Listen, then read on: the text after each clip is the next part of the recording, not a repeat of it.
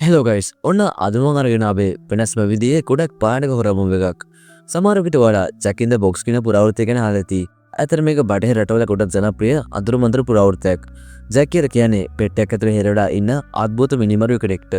කවුරු හරි ජැකි පෙට්ටිය ඕපන් කරොත් එයා මිනිස්සු 6 දෙනෙක්ව බිලිගන්නකම් කවදාවත් නවතින්නේ නැහැ. හොඳයි එහෙනම් තවත් විස්තර වර නැහැ. වීඩියෝ එක ලයික් එක දාගෙනම අපි අද කතාව බලන්න යමු.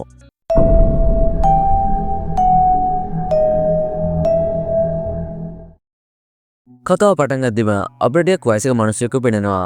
දැන් එයා මේ ඉඩමේ ලෝමනර තිරෝදි කියලා පරීක්ෂා කරලා බලනවා. කොහොම හරි එක තැනකදී එයාට යකඩ පෙට්ටියක් හම්බ වෙනවා. ඒ වෙලාවදී එයා දකිනවා මේ පෙට්ටිය ජැක් කියලා නමක් ගහලා දෙනවා කියලා. කොහොමද දැන් එයා මේ බොක්ස් එක එයාගේ ගෙදරට අරගෙන ගිහින් වයිෆ් එක්ක මේක ඕපන් කරලා බලනවා. බලද්දි මේ ඉන්නේ නිකම්ම නිකන් සෙල්ලම් විකටෙක්. ඉතින් මෙයා තමයි ජැක් කියන්නේ. කොහොමවත් මේ වෙලාවදී අර වයසක මිනිහයා අතරින් ටිකකට ලේට් වෙනවා. ඒත් එයාගේ වයිෆ් නම් ජැක් ළඟට වෙලා එයාගේ දිහා බලාගෙන ඉන්නවා. හැබැයි මේ වෙලාවදී විහිල් කෝඩේ පෙට්ටිය ඇතුළටම ගිහින් ජැක් කියන ඔරිජිනල් රක්ෂය ලේට් වෙනවා. ඊට පස්සේ මෙයා ඒ වයිෆ් ගොඩක් දරුණු විදිහට මරලා දානවා. මේ වෙලාවදී එයාගේ මහත්තයාත් ගිය ඇතුළට එනවා. එයා මේ භයානක රක්ෂයව දැක්කත් එයාට එයාගේ වයිෆ් නම් බේරගන්න හම්බුනේ නැහැ. මොකද ජැක් මේ ගෑනු කෙනාව එයා ඉන්නේ පෙට්ටියටම දාගන්නවා. දැන් අපිට පෙන්වන්නේ අවුරුදු 12කට පස්සේ වෙන සිද්ධියක්. ඇත්තටම දැන් තමයි කතාව හරියටම පටන් ගත්තේ. මේ වෙලාවදී අපිට පුංචි ගමක තියෙන කෞතුකාගාරයක් පෙන්වනවා. දැන් ඇතරට හොල්ලෙක් එනවා. එයාගේ නම කේසි. කේසි ඇවිත් එන රස්සාවක් හොයාගෙන.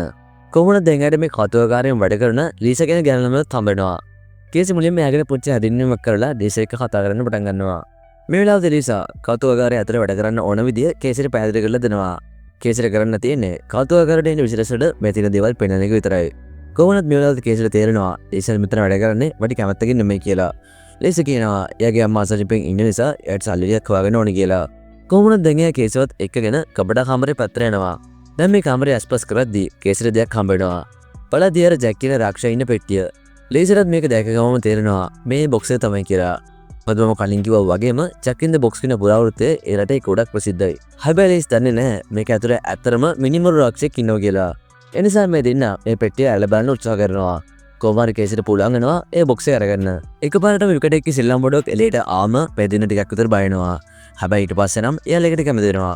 දැන් ලීසත් කියනවා මේක අපි මිනිස්සුන්ට පෙන්නන්න ප්‍රදර්ශනය කරන්න ඕනේ කියලා. කොහොමවත් ලීස්ටයි කේසරේ ඕන වෙනවා මේ ජැක් කියන සෙල්ලම් විකටයි ගැන තවත් දේවල් දැනගන්න. ඒ නිසා ලීසා යදන්න ස්පෙෂලිස්ට් කෙනෙක්ට කතා කරලා අහනවා ඔයාලට මේක ගැන අපිට විස්තර කරලා දෙන්න පුළුවන්ද කියලා. දැන් එයාත් ඒකට කැමති වෙනවා. කොහොමද තොර ටිකක් රැවුනම මේ කෞතුකාගාරය ඇතුළට හොරු දෙන්නෙක් ඉනවා. දැන් එයාලා බෙතර ගිහින් වටින බඩු ටිකක් උස්සන්න තමයි හදන්නේ. මේ විදිහට එයාලගෙන් කෙනෙක්ට අර ජැක්ගේ පෙට්ටිය හම්බ වෙනවා. දැන් එයා ඒකත් උස්සන්න තමයි හදන්නේ. හැබැයි ඒ වෙලාවදී එකපාරටම ජැක් එතරින් එළියට ඇවිත් මේ හොරව මරලා දානවා. ඒත් එයා එකේ නවතින්නේ නැතුව කාමරෙන් එළියට ගිහින් අනිත් හොරගේ කතාවත් ඉවර කරලා මේ දෙන්නම එයාගේ පෙට්ටිය ඇතුළට දාගන්නවා. ඒ වෙලාවදී පෙට්ටිය උඩ තිබ්බ රවුමක් ටික ගෙල්ලා ලකුණු කරපු තරකට කරගෙනවා.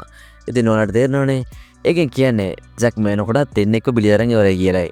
ඒ අතර කේසි ලීසාත් එකගෙන ටින එකක් ගන්න එළියට ඇවිත් දැන් මේ දෙන්න එයාලා කරන දේ කතා කරන්න පටන් ගන්නවා.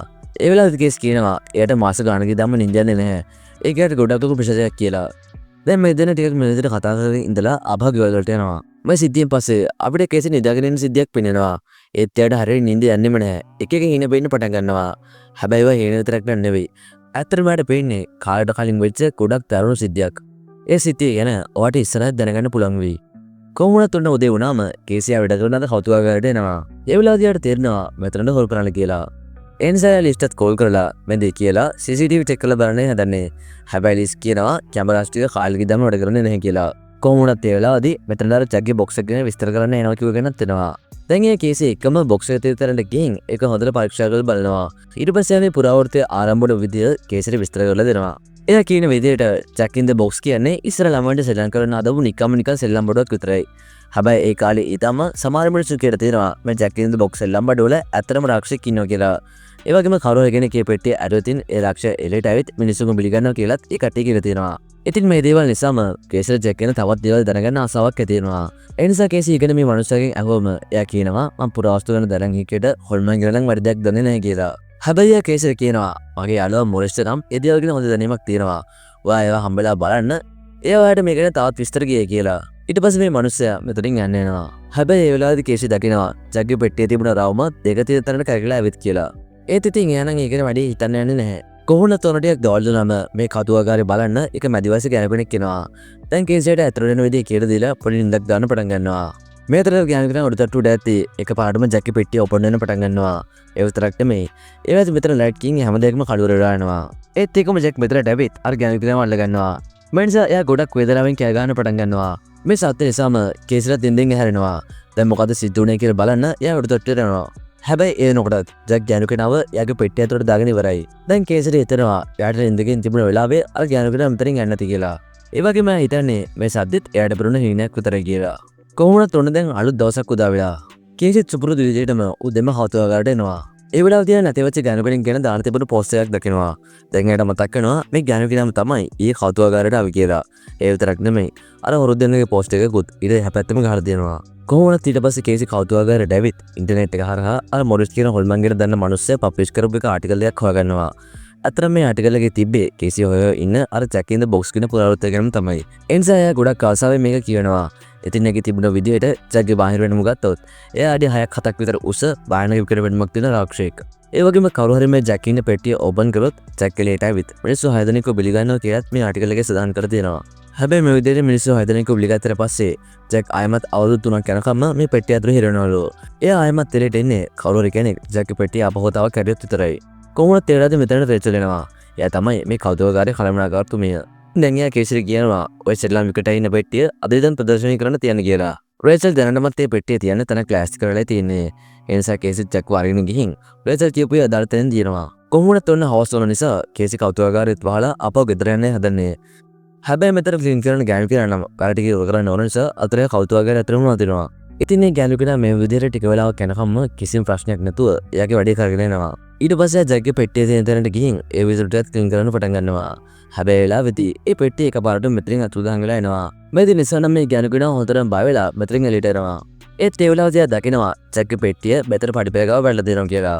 ඒ නිසා එයා බෙතරකින් පැරගෙන හැදුවත් මෙතන තියෙන දොරවල් ඔක්කොම එකපාරටම වැළලෙනවා. ඒත් එකම ජැක්ගේ පෙට්ටියත් හිමිට ඇරෙන්න පටන් ගන්නවා. ඊට පස්සේ උඩ දෙය මං කියන්න ඕනේ නෑනේ. දැන් මේ ගෑනු කෙනාවත් පෙට්ටියට දාගත්තට පස්සේ අර උඩ තිබුණ රවුම 4 දෙනෙක් තැනට කරගෙනවා. ඒ කියන්නේ ජැක් මේනකොටත් 4 දෙනෙක්ව බිලි අරගෙන ඉවරයි. කොහොමද තව දවසක් උදා වුණාම කේසියාගේ ෆෝන් එකකින් එක වොයිස් මැසේජ් එකක් අහන්න පටන් ගන්නවා. හැබැයි එයා ගොඩක් දුකනේ ඉන්නේ. මේ නිසා ලේසුන් විතර ඩැවිත් එයාගෙන් අහනවා කේසි මොකක්ද ප්‍රශ්නයක්ද කියලා. දැන් කේසියාගේ අඳුර අතීත කතාව ඉස්සර කියන්න පටන් ගන්නවා. එක දවසක් රෑ කේසි එන්ගේජ් වෙලා ඉඳපු ගෑනු ළමයාගේ පස්සෙන් හොරු කට්ටයක් ඇවිත් තියෙනවා. මේ නිසා මේ ගෑනු ළමයා එයාව බේරගන්න කියලා මුලින්ම කේසිට කෝල් කරලා තියෙනවා. හැබැයි කේසි නිදාගෙන ඉඳපු නිසා ඒක ගණන් අරගෙන නැහැ. එයා අඩ නින්දෙම මේ කෝල් එක කට් කරලා දානවා. ඒ නිසා ඒ ගෑනු ළමයා කේසිට සිද්ධ වෙච්ච දේ කියලා වොයිස් මැසේජ් එකක් යවුවත් කේසි ඒකත් ගණන් අරගෙන නැහැ. කොහොමද එදා මේ හොරු කට්ටිය ඒ ගෑනු ළමයා ගොඩක් ගරුණු විදිහට මල දාලා තියෙනවා.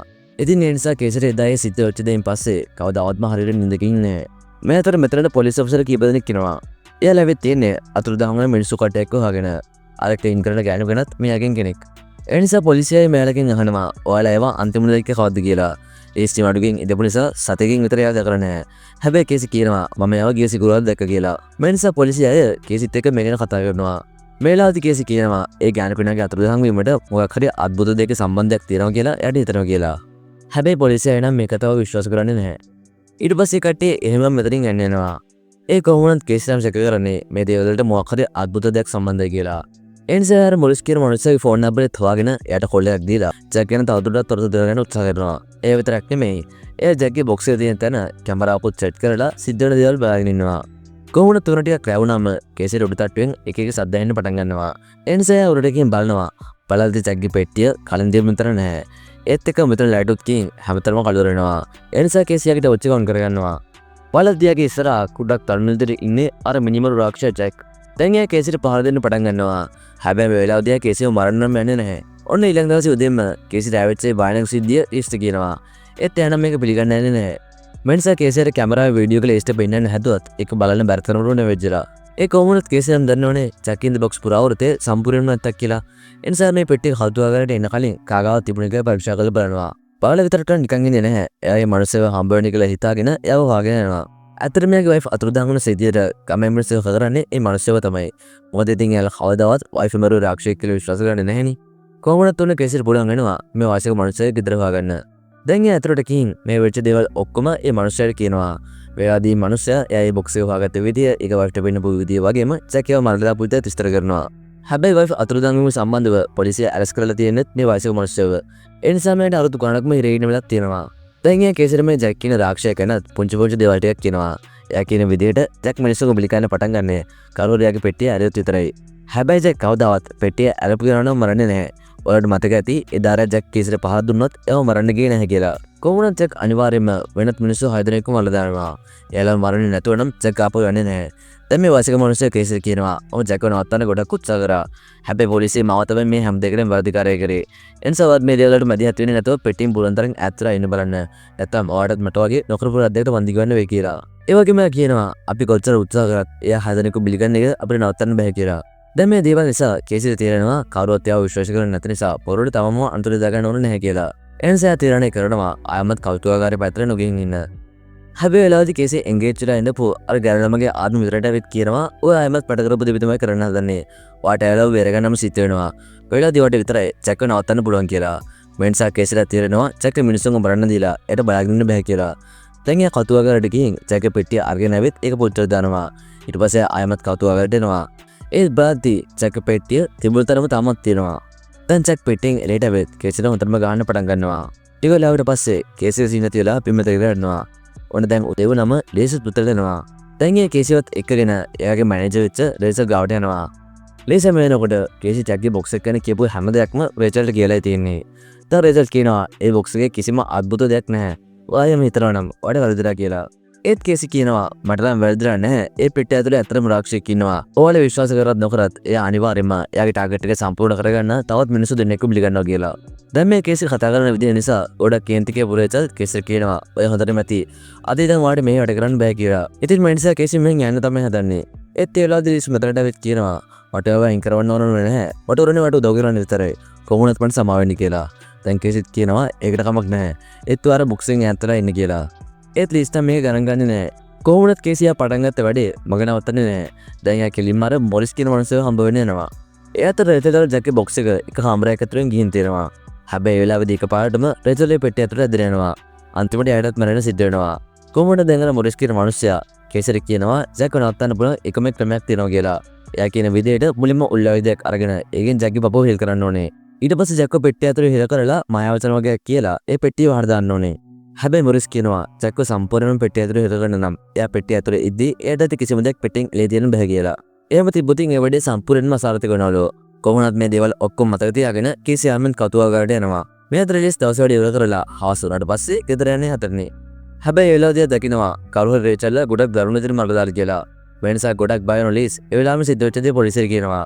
දැන් එයාත් එතනින් පැනගන්න හැදුවා දොරවල් ඔක්කොම ලොක් කළා. වැඩි වෙලාවක් යන කලින් අර පෙට්ටිය ඇතුලේ දැන් ජැක් එළියට එනවා. එයාව දැක්කට පස්සේ ලිස්ගේ බය තවත් වැඩි වෙනවා. දැන් ජැක් ලිස් ළඟට ඇවිත් එයාවත් මරලා දාන්න හදන්නේ. හැබැයි මේ වෙලාවදීම මෙතනට කේසිත් එනවා. එයා දකිනවා ජැක් ලිසත් පෙට්ටිය ඇතුලට දාගන්න හදනවා කියලා. ඒ නිසා ගොඩක් කේන්ති කියපු කේසි එතන තිබුණු ඔල් දෙකකින් ජැක්ට යනලා අර මායාවසනට රත් කියලා. එයා වයිමත් පෙට්ටිය ඇතුලට හිර කරනවා. ඊළඟට කේසි ගොඩක් අමාරුවෙන් නැගිරලා ගිහින් ලිස් හොඳින්ද කියලා බලන්න හැදුවත් ඒ වෙලාවදී පොලිසිය මෙතනට ඇවිත් මේ හැම දෙයක්ම කරේ කේසි කියලා එයා වත්තරංගුඩ ගන්නවා. ඒත් කේසි කියනවා මේ මිනිස්සුම වරුවේ එයා නෙමෙයි අර ජැක් කියන රාක්ෂයා කියලා. හැබැයි පොලිසිය නම් මේ කතාව විශ්වාස කරන්නේ නැහැ. කොහොමුණත් ටික දවසකට පස්සේ ලීස් අර මොරිස් කියන මිනිස්සුව හම්බ වෙන්න යනවා. මුලින්ම මෙයාලා කේසි ගැන කතා කරන්න පටන් ගන්නවා. මෙතනදී මොරිස් ලිස්ට කියනවා කේසි පටන් ගත්ත වැඩේ ඔයා ඉවර කරන්න ඕනි කියලා. මේ නිසා ලීස් අහනවා මම මොකද කරන්න ඕනි කියලා. දැන් මොරිස් කියනවා අපිට ජැක්ගේ පෙට්ටිය නම් විනාශ කරන්න බෑ. එයා බිලි ගන්න හැම ජීවිතයක් ගානෙම එයාගේ ආයුෂ අවුරුදු 3කින් වැඩි වෙනවා කියලා. ඉතින් ජැක්ව මරන්න නම් එයාගේ මේ පෙට්ටිය තව අවුරුදු 15ක් යනකම් කාටවත් අරින්න බැරි තැනක තියන්න ඕනි කියලා මොරිස් ලීසර් කියනවා. මේ නිසා ලීසත් මම මේක කරන්නම් කියලා මේ වැඩේ කරන්න හදන්නේ. දැන් එයා එක තැනක් තෝරගෙන එතන ලොකුම ගොඩක් හරලා පෙට්ටිය එතන වල්ලන්න උත්සාහ කරනවා. මේ අතර සිද්ධ වෙච්ච දේවල් ගැන පොලිසිය කේසිගෙන් ප්‍රශ්න කරන්න පටන් ගන්නවා. ඒ වෙලාවේදී කේසි දකිනවා අර ජැක්ගේ පෙට්ටිය ළඟ සිද්ධ වුණු සිද්ධිය නිසා පොලිසිය ගත්ත ෆොටෝස් වගේක්. ඒක ෆොටෝ එකක අර මිනිමල් රාක්ෂස ජැක්ගේ බිමඩෙච්ච අත් කොටසක් තියෙනවා කියලා කේසි දකිනවා. වෙන්සා එයා හොඳටම බය වෙනවා.